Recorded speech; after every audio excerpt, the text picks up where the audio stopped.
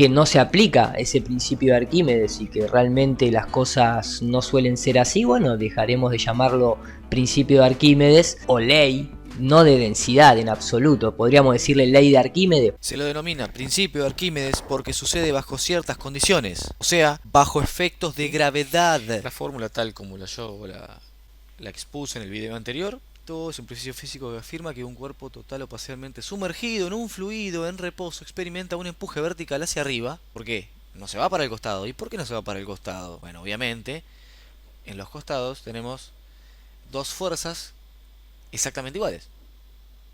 ¿Sí? Dos fuerzas que son producto del empuje del fluido, pero son exactamente iguales. De la presión del fluido, ¿no? Son exactamente iguales, se anulan, no hay movimiento para los costados. Entonces, ¿por qué solamente funciona para arriba y para abajo? Algo raro hay, ¿no? Obviamente es la fuerza de gravedad.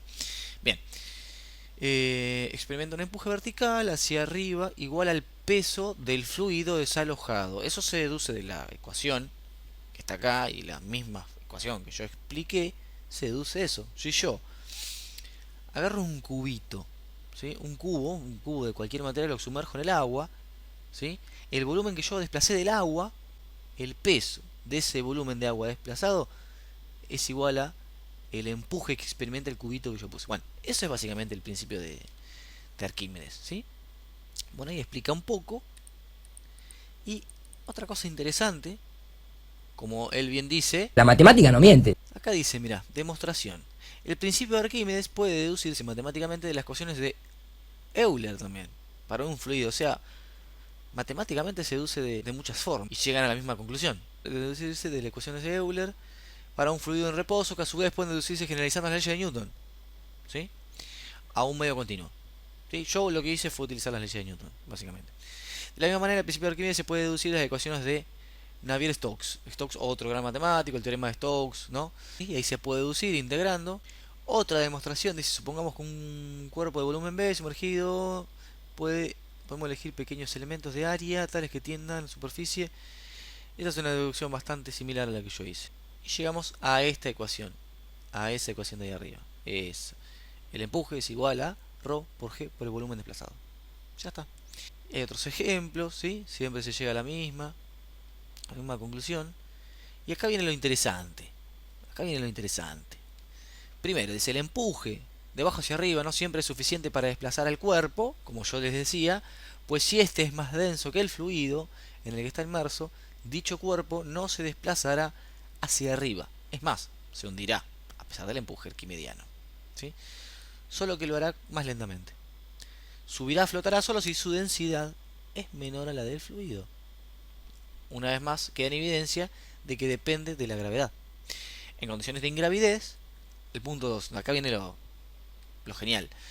En condiciones de ingravidez o pseudo ingravidez por caída libre, como sucede al orbitar, y yo agrego, como también en los vuelos parabólicos, bueno, como podemos ver ahí, ¿sí? El avión está en caída libre y las personas están experimentando gravedad cero porque todo cae con la misma aceleración si está todo en caída libre. El principio de equivalencia que predijo Einstein, él dijo, si se caen todo a la misma aceleración, se va a sentir una sensación de ingravidez, se va a experimentar ingravidez relativamente.